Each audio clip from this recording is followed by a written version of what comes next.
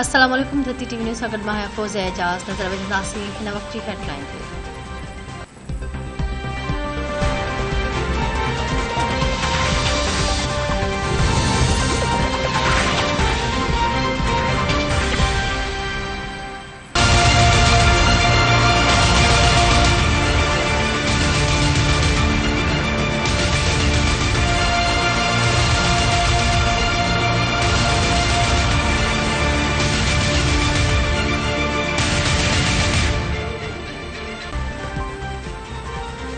Dollar जे मुक़ाबले में रुपयो वधीक सघारो थियण लॻो। डॉलर वधीक 2.5 रुपया सस्तो थी वियो। इंटर बैंक में डॉलर 2 रुपया 49 पैसा सस्तो थी 213 रुपयनि जो थी वियो।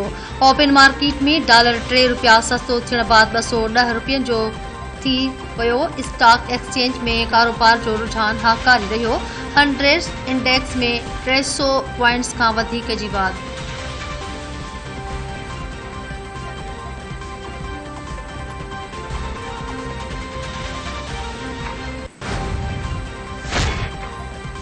कराची समेत सिंध जे मुख़्तलिफ़ इलाक़नि में बरसातुनि जो सिलसिलो जारी। मौसमियात खाते 24 कलाकनि दौरान वक़्फ़े सां मींहं जो इम्कान ज़ाहिर कयो आहे। मौसमियात खाते मूजिबि सुभाणे खां चौमासे जो हिकु ॿियो सिस्टम सिंध ते असरअंदाज़ थींदो। कराची में सख़्त मींहं सबबि कोरंगी काज़वे पाणी हेठि अची वियो। काज़वे खे ट्रैफ़िक लाइ बंदि कयो वियो। लाहौर पंजाब जे मुख़्तलिफ़ शहरनि कुसूर, शेखुपुरा, हाफ़िज़ाबाद, जहलम ऐं आज़ाद कश्मीर जे मुख़्तलिफ़ इलाक़नि में मींहुं पियो।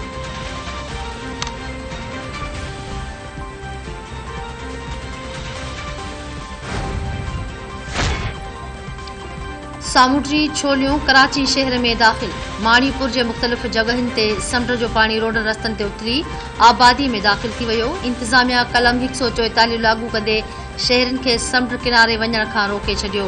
हॉक्स बे जा मुख़्तलिफ़ रस्ता बंदि। माण्हुनि खे समुंड ॾांहुं वञण खां रोकण लाइ पुलिस हटाला। हॉक्स बे, कियामाड़ी, बीच पार्क ऐं ॿियनि हंधनि ते तलब। माड़ीपुर ऐं मुबारक कोट जा बि रोड रस्ता बंदि कया विया। डीसी कियामाड़ी मुख़्तियार अबड़ो जो चवणु आहे त समुंड में चाड़ आहे। शहरी समुंड वारे पासे रुख़ न कनि।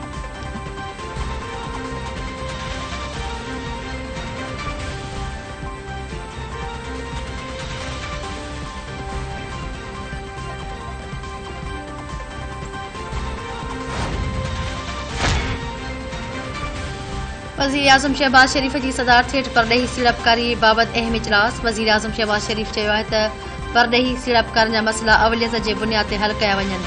चीनी सीड़पकारनि खे तरजीही बुनियादनि ते सहूलियतूं फ़राहम कयूं वञनि। वज़ीर आज़म चीनी पोरहतनि जा मसइला फौरी तौर ते हल करण जूं हिदायतूं जारी करे छॾियूं। वज़ीर आज़म परॾेही सीड़पकारनि खे सहूलियतूं फ़राहम करण लाइ कमेटी जोड़े छॾी।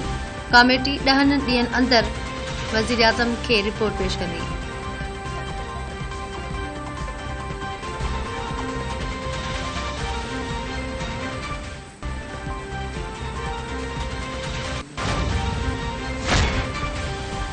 मुस्लिम लीग नून इमरान ख़ान सां गॾु अॻूणे चीफ जस्टिस साकिर निसार खे बि ॾोहारी करार ॾेई छॾियो।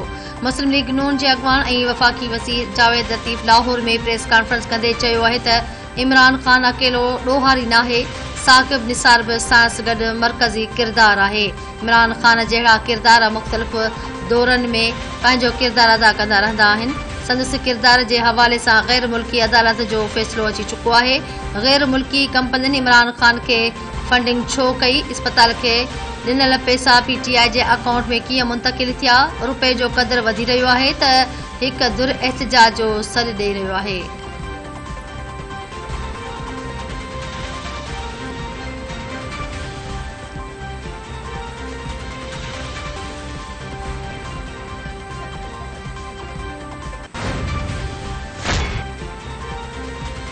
यूसुफ रज़ा गिलानी PTI खे इम्पोर्टेड पार्टी करार ॾेई छॾियो। पीपल्स पार्टी जे अॻवान यूसुफ रज़ा गिलानी चयो आहे त पाकिस्तान जो आइन ऐं कानून फॉरेन फंडिंग जी इजाज़त नथो ॾिए। PTI फॉरेन फंडिंग ते हलंदी आहे। ही इम्पोर्टेड पार्टी आहे ऐं इम्पोर्टेड पार्टी नामंज़ूर आहे। यूसुफ रज़ा गिलानी मूजिबि हू सभु केसनि में अदालतुनि में पेश थी रहिया आहिनि। इमरान ख़ान रोडनि ते अचण जूं धमकियूं ॾेई रहियो आहे।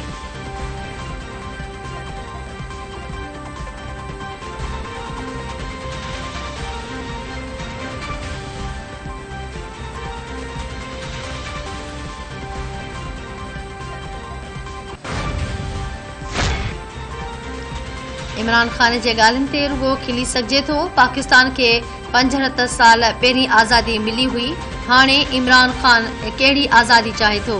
सिंध जे वॾे वज़ीर सैयद मुराद अली शाह कराची में पोलियो मुहिम जे इफ़्तिताह कंदे चयो आहे त संदन कोशिश आहे त जल्द पोलियो खां छुटकारो माणियो वञे। मुराद अली शाह मूजिबि इमरान खान जलसो करे उन सां माण्हुनि खे मुफ़्त तफ़रीह मिली वञे थी। हू ऐं सदस्य पार्टी माण्हुनि जी तफ़रीह लाइ मेलो लॻाईंदा आहिनि। वॾे वज़ीर चयो आहे त सॼे सूबे में बरसातूं थी रहियूं आहिनि। कुझु माण्हू पुराणियूं वीडियोज़ फैलाए ॾफेड़ फैलाए रहिया आहिनि।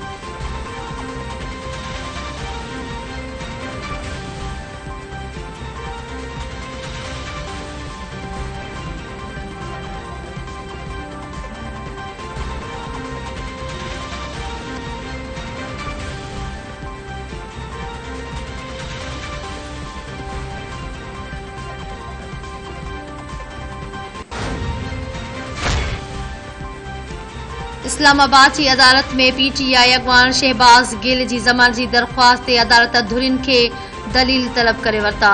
दरख़्वास्त ते ॿुधणी मुलतवी थियण बाद ॿीहर शुरू। ॿुधणीअ दौरान प्रोसिक्यूशन तरफ़ां केस इल्तवा में रखण जी इस्तदा कई वई। अदालत जांच ऑफिसर खे रिकॉर्ड समेत पेश थियण जो हुकुम ॾेई छॾियो।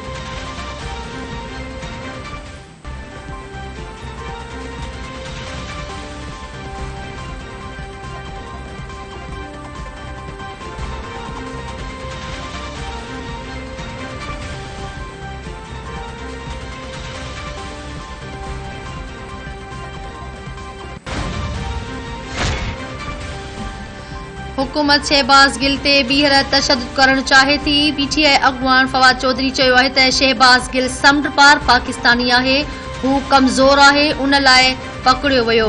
रुगो तशद्दुद करण लाइ शहबाज़ गिल जो रिमांड घुरियो पियो वञे। फवाद चौधरीअ मूजिबि पूरी पार्टी शहबाज़ गिल सां गॾु आहे। ही मामिलो जल्द हल थियणु घुरिजे। तशद्दुद जी इजाज़त नथी ॾेई सघिजे। पीटीआई अॻवाननि ख़िलाफ़ केस ठाहिण राणा सनावला जी पॉलिसी आहे।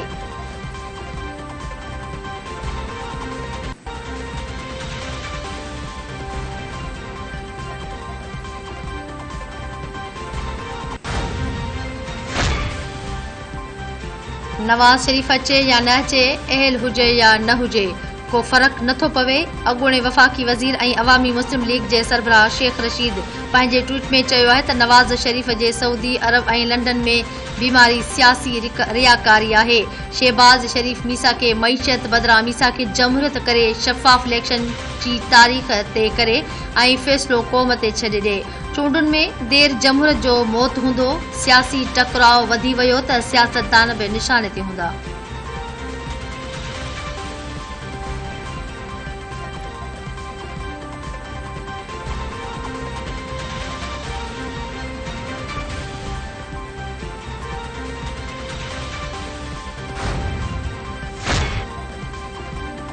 वज़ीर आज़म शहबाज शरीफ़ ऐं सऊदी वली अहद शहज़ादा मोहम्मद बिन सलमान में टेलीफोन ते राब्तो। ॿिन्ही मुल्कनि में सहकार जे मौक़नि मुख़्तलिफ़ शोबनि में लाॻापनि खे हथी ॾियण जे तरीक़नि ते ख़्यालनि जी ॾे वठि। ॿिन्ही मुल्कनि जे सरबराहनि पारां ॿिन्ही मुल्कनि में भाइपीअ वारे लाॻापनि ऐं तारीख़ी लाॻापनि जो जाइज़ो वरितो वियो।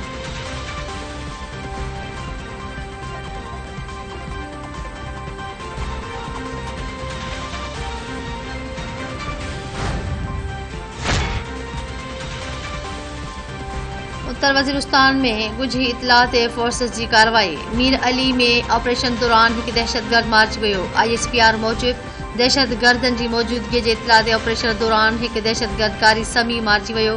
मारिजी वियल दहशतगर्द वटां हथियार ऐं धमाकेदार मवाद हथ आयो आहे। ISPR मूजिबि दहशतगर्द कारी समी टारगेट किलिंग ऐं दहशतगर्द हमलनि में मुलविस हो।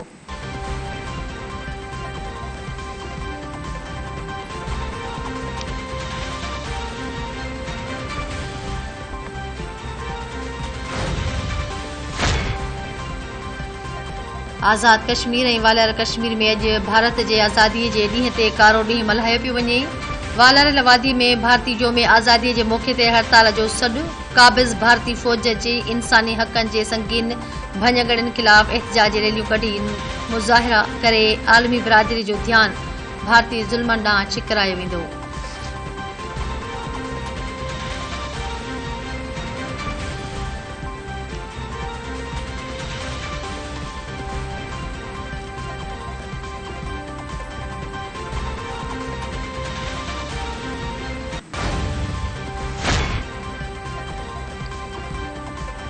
मुल्क में कोरोना केसनि में वाध जो सिलसिलो जारी। 24 कलाकनि दौरान कोरोना विघे 2 ॼणा हयाती विञाए वेठा। मुल्क में 24 कलाकनि दौरान कोरोना जा 459 नवां केस ज़ाहिर। आख़िरी केसनि जी शरह 2.5% रही। कोरोना सबब इलाज हेठि 172 मरीज़नि जी हालत ॻणितीअ जोगी आहे।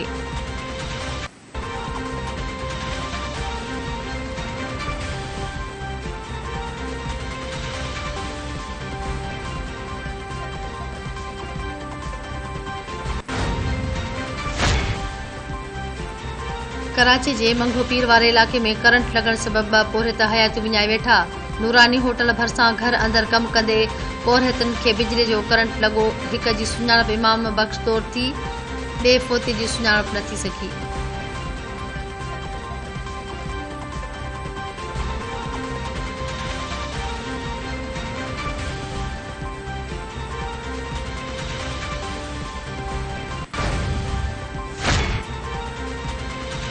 घोटकी में पुट साथियुनि सां गॾिजी पीउ खे कुही क़तल करे छॾियो।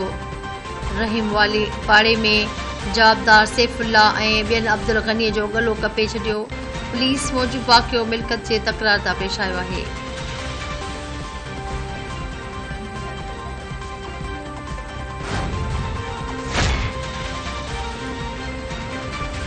ऐं खैरपुर भरिसां रोड हादसे में नौजवान हयाती विञाए वेठो। पंजहटीअ वारे इलाक़े में डंपर मोटरसाइकिल खे टक्कर हयूं। नौजवान मौक़े ते ई दम ॾेई छॾियो। पुलिस मूजिबि फोती नौजवान जी सुञाणप न थी सघी।